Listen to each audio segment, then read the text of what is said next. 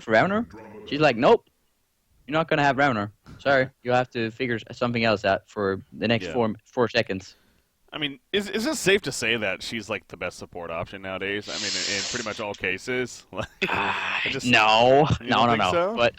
Nah. But Uh, I have seen her do amazing things, and I'm not going to. I would expect her to keep being picked as a top tier support. yeah. I've seen Insania do really amazing things and roams and ganks with her, and if you can, if you can keep the ganks up with Moira, she can do something that no other support can. Yeah. And yeah, so I think it's safe to say that she is going to be a top tier pick if she isn't already. Yeah. Yeah, it's again. I personally, I mean, kind of brought that up to you, and I mean, I'm just gonna say, like, I think she's the best support option nowadays. I mean, it's just, and that's Yeah. showing, right? Like in the last month, again, I don't know if Quincy would necessarily be able to somehow reflect that, but she's been picked probably more than any other support hero in the last month at least, and I wouldn't be surprised by quite a bit. I mean, and as far as win percentage goes, I wouldn't be surprised that's also up there. In fact, her overall, what is it, 57.5? So. Yeah, fairly decent on that end there. So I mean, Andrew is technically, according to Quincy's stat here, Andrew has higher win percent. that's a good point. So how about Andrew that? does have higher win But percentage. That is yeah, a no, good I'll spot. give you that. I definitely rate Moira really, really high. Yeah. All right. Enough about more. We got other heroes to talk about here. We got the Magus and then the Parasite is what they finish with. Behemoth, Mhm. Valkyrie, Andromeda on the side of Reason, though. So Reason going a very gank-oriented catch potential lineup Yeah, themselves over there. good setup for the Valkyrie arrow, hopefully. I'm not sure.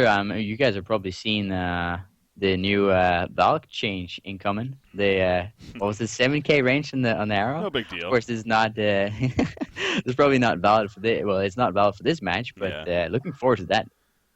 So many Um, things are happening. It's going to be so great once the patch yeah, happens and just seeing all the absolutely. changes, how they affect things. Because, yeah, things like that. It's just going to be like 7,000 range. You're going to be able to gank from middle to the bottom lane or right there. Yeah, And it's I going to be mean, fun. if you're Suicide Valkyrie, you can just send the arrow towards mid lane. Yeah. If you land the 7K range arrow, someone is gonna take a lot of damage in mid lane. That's going to be fun to watch. All right, as far as the bands follow now, Clank's Dark Lady, Keeper of the Forest, Bubbles, there's Tremble also coming Mhm. out, and then Gemini. So pretty carry heavy with the bands here. On the other side. Yeah, I guess they're just I guess they're focusing on both. Like Imba Boy has some very like some carries that he plays a lot, like Puppet Master, Clangs, TDL, and then same with Beaver Banger. I've seen him play Tremble in both scrims and in tournament games, and possibly also Clangs. Mm-hmm. It doesn't really come to mind, but I think they're just going for both the Imba Boy heroes and Beaver Banger heroes without dealing with the Oogie just yet. Yeah. Yeah, Oogie seems like I don't know if to be fair, yeah, he usually is banned for a good amount of the times by other teams that face Nilsson just because they know that history. But it does feel like Mm. it has been a little bit at the same time since we have seen the Oogie. So I don't know if that's just a coincidence or if it is because he has been banned. But yeah, he's not banned here as you're pointing out. So I'm curious if they're thinking about it. But they'll go Hmm. Madman again. This is very similar. It, yeah, Oh, exactly. But that's their main style behind both Nullstone and Recent Gaming. Recent Gaming sometimes swaps it up a little bit as they do this game with Behe, Andrew, and Valkyrie. hmm But Nullstone do run these kind of like they get something like a Midas, a Chipper, a Magnus, a Kinesis, a Deadwood, a Flux, like these strong heroes in from the mid lane position. And then they have Moira lately as well as the support. And then Parasite, Cthulhu Fan.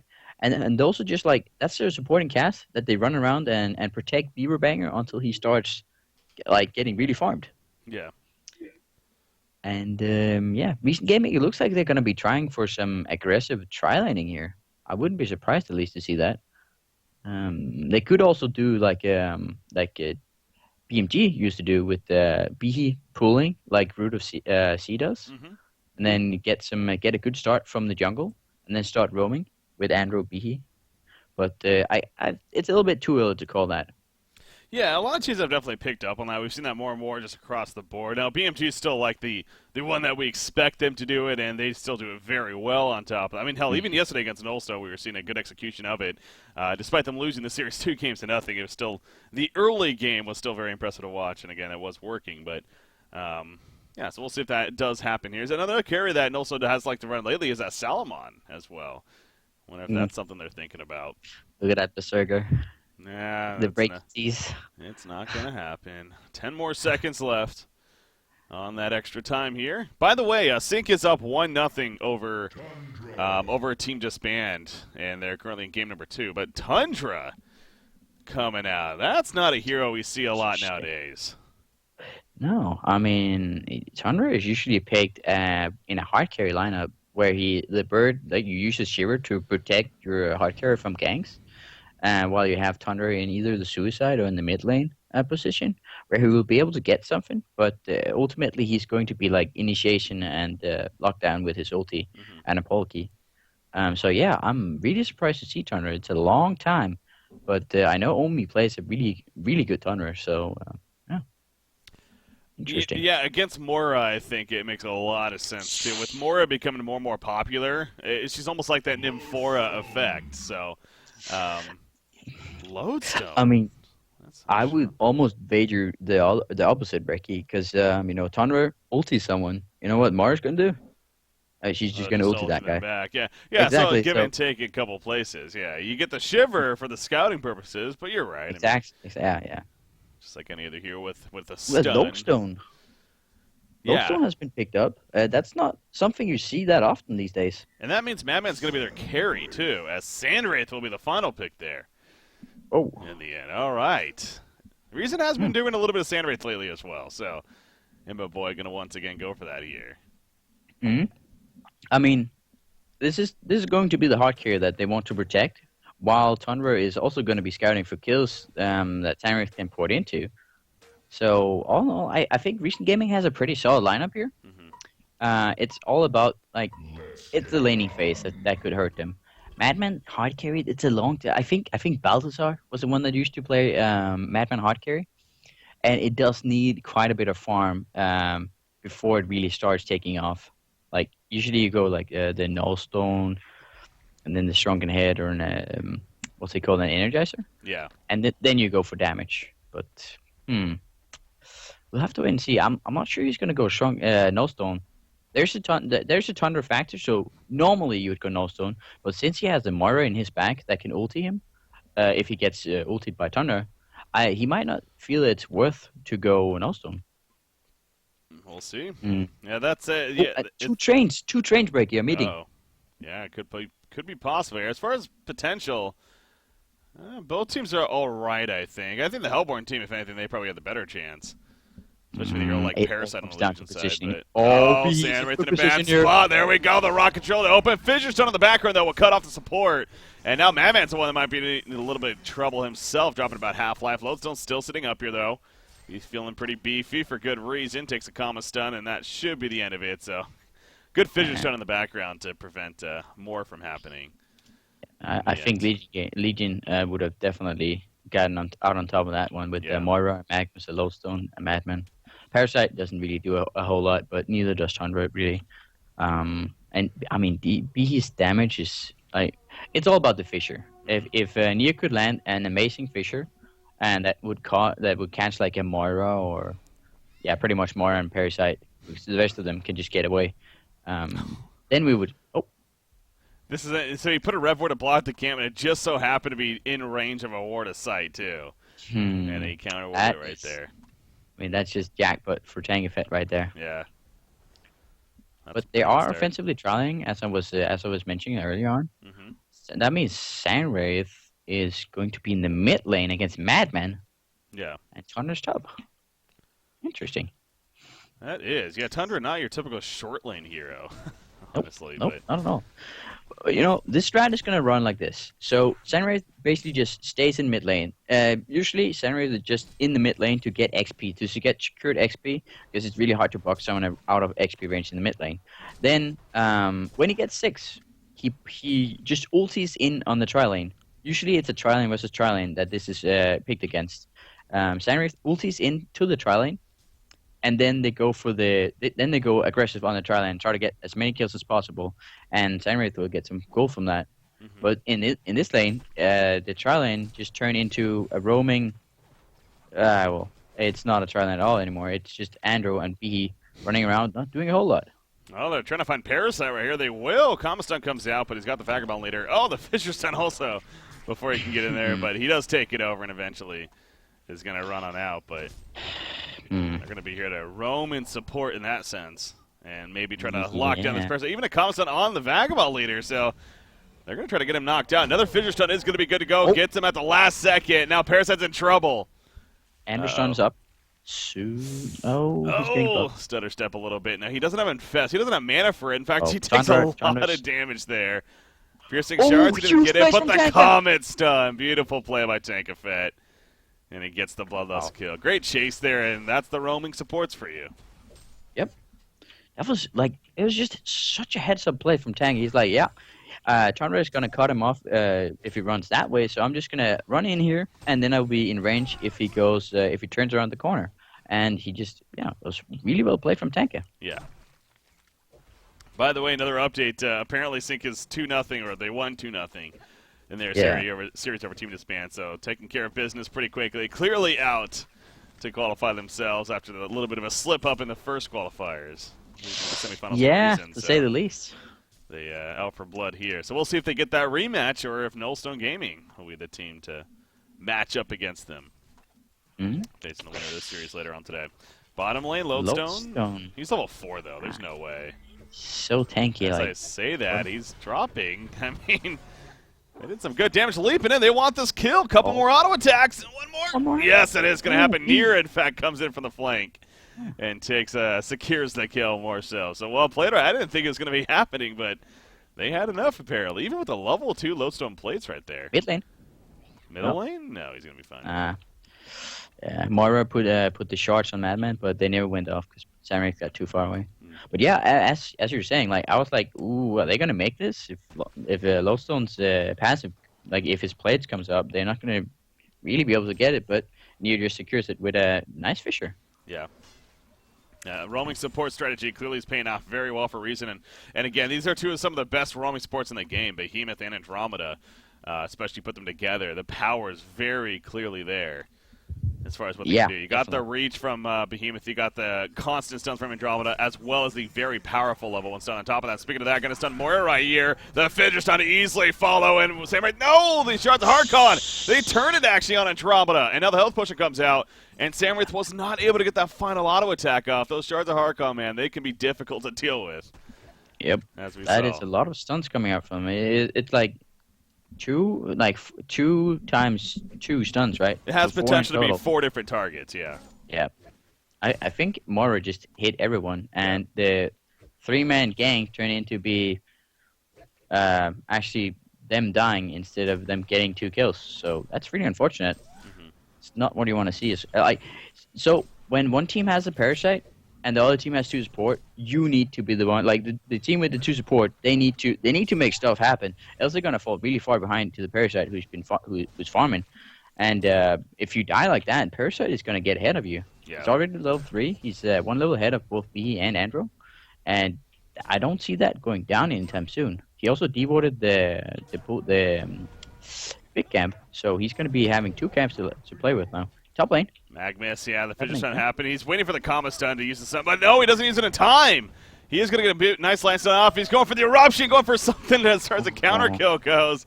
I mean, I get the idea from Fuzzy Sloth, but him not disjoining the Comma stun was the biggest deal right there. I'm pretty sure that's what he was going for. Yeah. But he couldn't time it, so. Yeah, he used the steam bath to something else. It was like on 30 seconds cooldown. Yeah, so. he just used it. He didn't realize that they were coming. He was using it against Tundra, I'm pretty sure, by himself, and then all of a sudden he realized the supports were running in, so. That's a little bit of a misplay. Bottom lane, Shatterstorm. Oh, it exploded just a little too early. That's unfortunate. He mistimed it, and now he's going to be fine, but that's really unfortunate. Right there, had a chance. He could definitely kill Valkyrie with 500 HP, Wait, hold on. Omi is playing Valkyrie, and Sane is playing. Oh, okay, interesting. Yeah, no, that's true. That's definitely a little bit different there than we expected, but huh. Yeah, Tankafet this game running the main support as Nier, of course, on his signature Behemoth hero. We're playing that. So how is this going? I mean, the lead is obviously about 1,000 gold right now for the Hellborn team, but you look at Madman, though. He's 355 gold per minute. Beaver Banger's He's doing pretty having well a good himself. time. I mean, Reent Gaming is ahead as they should be with their two roaming supports. They're doing a good job, but I just wonder for how long that's going to keep going. Like Parasite should eventually be able to outform both the supports in XP and Gold. But I mean, of course, that all depends on how many kills they get. B and Andrew. And top lane Tundra has ulti now, but Moira is sitting behind Magnus. She knows that something could happen here. And actually, Tundra's pretty far pushed up. That's because he wants to go in. There's the Samrith Mirage, and the Fidget's trying to secure it. And now Moira's realizing pretty quickly that this is not a battle she's going to win, so she'll kind of just have to fall back and hug the tower. But again, Mirage, that's the power of it. Yep. As soon as it's ready to go. 3 heroes was trying, like, against Moira, and Moira puts her shots on herself, and they're like, yeah, no, we're not going to do this, boys. We're all going to get stunned. Let's run. Yeah. I like that. It's, I mean, the hero is just incredible. And it's not like it stuns 4 targets from level 1, right? It doesn't increase in targets. Exactly. No, it's the same at every single level. So, yeah, that's pretty badass. Powerful ability. No doubt. And bot lane, we have Lodestone, half HP against Valkyrie. I think Omi's gonna try to land an arrow on him. That's why he's like hiding in his shadows. But yeah, You see not Magnus a lot of coming with the Veiled Rot. Ooh, he just got exposed, though, but he's still in a good... I don't know if he necessarily was seen by Valkyrie. no. It's because he saw Valkyrie. Okay. It breaks when you see the enemy. They don't have to see you. Okay, that's fair. As long as he's within the radius. Oh! Right there. We do see a stun, though, on a Lodestone first, but now Valkyrie's going to leap before she gets stunned herself, so good reaction there. I wonder what Omi's thought process was there. Like, I'm gonna arrow Lodestone now, and not deal damage to him. I mean, the thing is, like, Lodestone's passive, the Lodestone plates, they heal you for a certain amount, like for a percentage of the next damage incoming you take. So, when Omi arrows Lodestone, 35% of that is going to be healed by the passive. So you need to auto-attack Lodestone before you try to deal damage with spells on him. And Omi didn't do that, so he had nowhere close enough damage to kill him. Yeah, perhaps the inexperience of playing against the hero, just not keeping that in mind when going against that. That's a really good point, though, as he sees us level 2 of that ability. I think something's going to happen bot lane here. Yeah, it's shaping up. Top tower, by the way, going down in favor of Reent Gaming. So you see they kind of disband that as they're trying to make the bottom lane. Andromeda's charging in recklessly. She's starting into a trap, though, but actually Moira's the one that's going to go down first. Samwraith ports in with that Mirage, but at what cost here? Eruption goes off. Andromeda's going to fall, and Samwraith also getting very low. He's regretting porting in. However, he might be able to escape. They get the code of Lodestone. Behemoth, a nice fidget shot over here. And Samwraith going back in, using the bottle chart as the shockwave comes out. And down goes Magnus. Madman going to be chased down despite having the stock. That Desert's Curse in his tracks. Nice job with the ulti from Tundra, that avalanche. And they do chase him down. Mad H actually getting credit for the kill in the end. So well played by Reent Gaming as a team. And that was just great port-ins, man. Yeah. Like, at the start of the fight, Reent Gaming was already porting, and not the same amount of action was taken from Nstone. So Reent Gaming ended outmanning the other team. And Madman can stalk all he wants, but if Samwraith has applied his Desert Curse to him, they can see the sand trailing after him, even though he's invis. So they just knew just where to run, and and Tundra just ulted him. Yeah, able to chase him down. That avalanche just had the vision and is able to finish him off as a result, as we see right there. So, vote to pause coming out from Reent Gaming as well. But again, they have a very good lead now, 5,400 gold lead, about a 4,000 experience lead on top of that. So this is only 10 minutes into the game. Definitely a completely different game here compared to game number 1.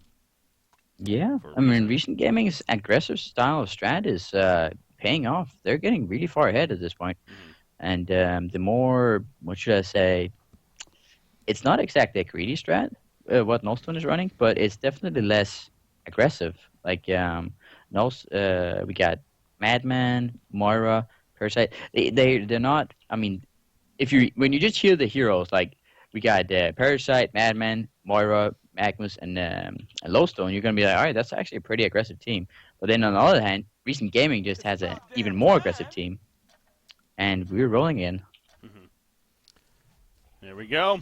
We got that Nullstone for Beaver Banger, by the way. It looks like that is going to be the choice with that mana, too. He did end up. It could be the what's it called, Yeah, this cleaver. is that's true. That's true, yeah. Not to get too ahead of myself, but we have seen I, that before, but it's not mm, often. I just feel like Nullstone is. I mean, sure, it will like Samurai ports in, and that's gonna get nullified by the Yeah. Nullstone, and also the Tundra ulti. So there's some big things to use the Nullstone Swap. for. I But think the Nullstone's pretty important here. And because of how the game's also looking right now, going to Rune Cleaver will just, sure, maybe oh enhance the yeah, farm a little more, but it's just, you're so vulnerable with that Rune Cleaver, as we yeah, always he's talk gonna be about. too squishy if he goes Kleber. Yeah. He's not gonna be able to survive like a Behe Fisher and stun from Andro on top of the auto attacks. So yeah, I think you're right. I think that's gonna be it's gonna be a Nullstone. Hmm. We'll see if that comes out or not, but other than that, again, Okay. really not going the best right Oh, now for the Legion side bottom lane. We do have a little bit of back and forth. Andromeda, Shard the Harkon will stun her. And you see Madman stalking up through. Nice block by Mora, but Madman actually is in a funky spot. Dust comes out. Needs to be careful with that. You will use the barrel, but now Valkyrie going to look for a turn kill. Has an arrow. Is not going to be able to hit it, though. That's not easy against that mm. fast-moving target. So Samurai ports in. Samurai does pour it in indeed, and the cutoff with the fissure stun. Nier gets credit for the kill once again. 4-0-3, and they're going for more. And Moira is also going to fall on top of that. You see that Thunderclap from Valkyrie. As soon as Loso ports in, he pops a Shatter Storm, but he gets stunned immediately, and no, he cannot get there in time, and now he's exposed, and he's going to end up falling most likely. One more auto attack will do him in. A double tap for On Me. And it is just all Reent Gaming here in game number 2. They are well on their way to forcing a third game quickly at this rate, if they keep it up. I mean, yeah, recent hype. Hello, this is just like they're just doing really well. And the charged hammer, Thunderclaw, sorry, on Valkyrie, Hmm. it deals so much damage at this point in the game. Like That's true. it's like 20% of someone's HP when she just attacks him. Like Lowstone without armor, yeah, he melted. Yeah, look at 30% overall the hero damage done. I know it's still very early on, but 30% from Valkyrie coming out, 29% more so, but still Yep. very impressive, obviously, when it comes to the hero damage there. What he's been able to put out. But 8,200 goalie now. Portal Key on Behemoth, by the way, is just about here. And he already has That is Striders on early. top of that. So, yeah, very early Portal Key. That's the roaming supports, though. I They mean, got their boots very early, and especially for what they were doing, that made a lot of sense. You got a Portal Key already on Tundra, too. This is just going to continue to be a very catch-heavy team, very got-you team, and I don't know if mm, Nosto's going to be up to the challenge, honestly. I mean, Tundra already with a Polki, with a Samurai on top of that. Yeah, exactly as you said. They're just gonna be able to catch you, no matter where you are. The Shiver's gonna scout you. Samurai's gonna put in on you with a Tundra possibly, and a Behe to follow up with if they take the team fight. So yeah, recent gaming is just they're snowballing, and it's looking like we're gonna have a 1-1 on our hand if they execute this correctly. Yeah. Like not a lot of towers have gone down, so there's still plenty of room for them to make mistakes in. Of course. But look at mid lane. Oh, middle lane. Speaking of that, Tundra jumped in. The dust comes out, but it was really late. And by the time it does, they were already falling back, so not going to be able to catch anybody there. Behemoth, now he's invis, but he was spotted, but he jumps in the background out of Mora as well as Magnus. Magnus is able to stun away initially. Mora will end up falling most likely. Still alive somehow. Mora getting away, does barely fall. Tower goes down to the background for the help war inside. Meanwhile, Behemoth, he's trying to stay alive. Shadowstorm hits Tundra, but no follow-up. And down goes Lodestone right there. You see Magnus trying to make his escape. He will be fine, but overall picture, 3-for-1 exchange in favor of And a Reent tower. Gaming and a tower on top of that. So really exchanges like that, just not going to do it. If you're Reent Gaming right now, I know, again, it still is early on, but this lead just continuing to get bigger and better, and it's not going to stop. I mean, that's the style of this lineup the reason I'm picked. I mean, Sandwraith, a very hard carry potential hero, sure, but that's one of his benefits is he can be involved very early on, as we've seen so many times lately, by just pressing a single button no matter where he is on the map. So this has proven to be a very efficient team makeup here by Reason, and very well drafted, I think. You got to give it to Imboboy. Yeah, Imboboy definitely nailed the draft here. And you know what? We were talking about Sandwraith, but Valkyrie has 450 GPM as well. She's also, like, that hero can carry if she has the farm. And right now, she has the farm. Yeah. You saw Quincy kind of pointing out right there what the most popular build is on more of a farm-heavy Valkyrie. It's the Thunderclaw into Geometer's Bane and a Nullfire, I think it was, or something along those lines. So those are the three items ends up getting early on in the game. Yeah, definitely. I've talked to a lot of competitors about the builds on Valkyrie, and a lot of them agree that Thunderclaw is just the go-to item for Valkyrie because it gives her a lot of damage, and it's also a really good farming tool. You know, Nullstone's usually what you get for farming, but Thunderclaw can just as easily help you farm, as he's doing right now. Thunderclaw, again, ever since that change happened, it was I thought we were going to see the item kind of start to explode as far as being so picked up. For the longest time, it was still not picked up. We saw maybe here and there, but lately it's becoming more relevant. People are starting to, I think, finally realize that it actually has a lot of potential to be a very effective farming tool in a lot of cases. So maybe that was the Tremble factor. Yeah, Tremble helped with that. Everyone got it on Tremble at some point. But yeah, it's like the competitive scene is a little bit slow when it comes to adapting to new changes, to say the least. I've been there myself. So yeah, it's like it's the comfort thing. You're so used to one thing, exactly. You just don't really want to change, even though changes happen within the game. It's like if it still works, don't want to fix it. But exactly, like I can say that for myself. Like I was like the old grumpy man whenever something was changed. I was like, now I need to figure out what this does and what that means. Yeah. Stop it. Of course, it brings like a lot of like new stuff is always great, and usually it brings changes to the meta game that at some point you'll get tired of every single meta game there is. So it's great, and kudos to the balance team of S2. I mean, I think they're doing a pretty good job. I know that might not be a popular opinion, but I think they're doing a pretty good job. I still go back to saying it's one of the hardest jobs in the video game industry, if not the hardest. Balancing a game in general, especially one of this magnitude, this genre here. It's like good luck having There's like a million different factors, and you need to account for all of them, or else there's going to be like one hero that's just going to completely stomp everything. Yeah. And right now it's the new hero, the Deadlift. It's a little bit of a problem, TMM, but other than that, I think we're in a pretty balanced time of both TMM and competitive. Absolutely, I couldn't agree more. And plenty of discussions to come, of course, as well when the bounce match does hit, and a little bit after that. So we'll save it for all that too. But for now, we're still in this meta here, in this strategy that's involved. And again, right now in this game here, Reent Gaming once again has such a demanding lead at this point. I don't know if Nstone really even realizes themselves how much of a deficit they're in here. Right now, none of them are really farming. That usually gives away that they're under a lot of pressure. They don't feel comfortable farming anywhere because they know that they're gonna get ganked. Meanwhile, Reent Gaming has 4 people farming. I should just stop farming, but farm still stands. Reent Gaming is farming. Nstone is afraid of farming, and it's, as you said, it's not going to get better. Reent Gaming is not losing in late game. No. Was that Tundra with Tundra the post haste? Yeah. And the reason why it's obviously very powerful on a hero like Tundra, he could actually port to his minions. In this case, a Shiver most likely. So I think that's what he did right there. Yep. Kind of like a Nymphora for himself, the teleportability. Yeah, pretty much. Like, and everyone else with post haste. Yeah. Technically. That's true. His teammates can get it too, yeah. Yep. Take advantage. I expected him to, go to a tower, but then all of a sudden he was right next to Sandwraith, so, yeah. Oh, bot lane? That goes back to, though, that they're just trying to find farm anywhere they can, but they just can't. Yep. It's like the second he pokes out to maybe get a little bit at the bottom lane, all of a sudden Valkyrie's there with a Thunderclaw proc. And what did Valkyrie get, by the way? Something's on the courier. It looks like a full-on Nullstone. Has her own Nullstone on top of a Thunderclaw and Ghost Marchers and a Soul Screamer. You compare that to Madman, who's still struggling to just try to get his Nullstone here. I mean, at this point, Valkyrie alone is going to outcarry Madman.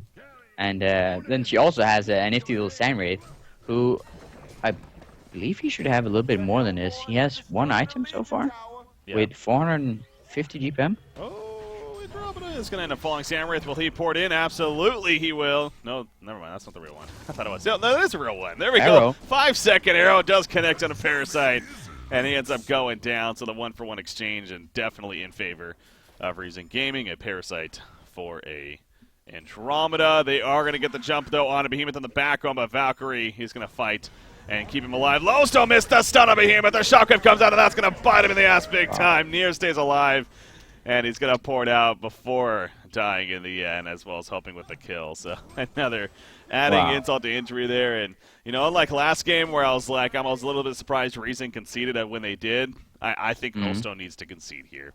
I think let's just move on to a game 3, and let's just not dwell on the fact that we're getting dominated. Would be my mindset. I'm sorry, guys, but you know, you're behind with like almost 20k, 20 minutes in. That's usually time to CC. I agree with you. Yeah. And you know what? Sandwraith did have something else. It's a mock. Jeez. Yeah. So he has a mock 20 minutes in. Yeah. I mean, I don't see how they're gonna come back from that. Man, he has his Nullstone now in stash if he buys it, and that's it. That's it. Yeah. That's ridiculous. That doesn't quite deal with a Sandwraith mock and a Valkyrie Nullstone Thunderclaw and a Firebrand. And Valkyrie has been sitting in the enemy jungle for so long now. Yeah, we're just focusing on like the carries competing it, but you just look also the supporting cast. I mean, obviously Tundra, we've talked about him, the Portal Key, the Post Ace, the Lex Talionis as well.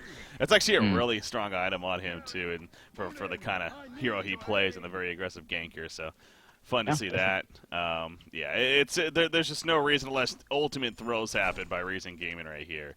Did he? Wow. Quincy oh my God, that's so. What are you thinking? I mean, see, this could be my logic. It's one of those cases where it's like, maybe he was at a point for a little bit there where I was like, okay, yeah, I should go Nullstone because we're behind here early on, try to come back with that, and also knowing combat's happening. But now they're behind by so much that he's just like, I'm just going to go Rune Claver and hope for the best, really. I get that. I can honestly get that. Because even if he gets an Nullstone here, like, right here, he's actually going to get caught in. Oh, he's going to try to get away, and Behemoth, the finish line will miss, but a hit. Magnus in the back could have the eruption going and was looking to come in. Meanwhile, Tundra, he is going to stay alive. He's actually got some great support from his teammates. Double tap for Imba Boy. GG's are being called, by the way. Lawson's going to fall. Yeah, I mean, it really just didn't matter. No matter what he went there.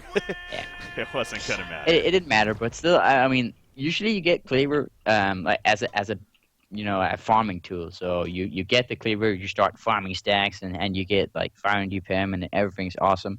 It's not exactly a combat item. Neither is Nullstone for that matter. That's but true. also, did you see Nier's Fisher?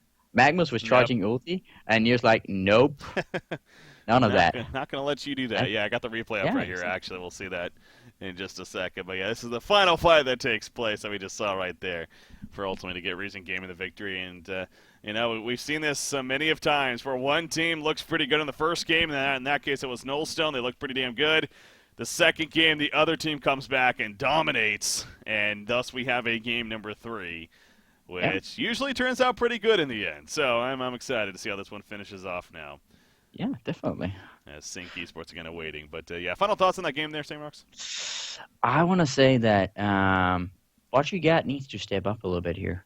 He's been drafting for Nullstone for a long time now, and he's been doing a really solid job. But this game, that was just Reent Gaming having a strat that he wasn't prepared for, and he can't let that happen in game 3. Else we're not gonna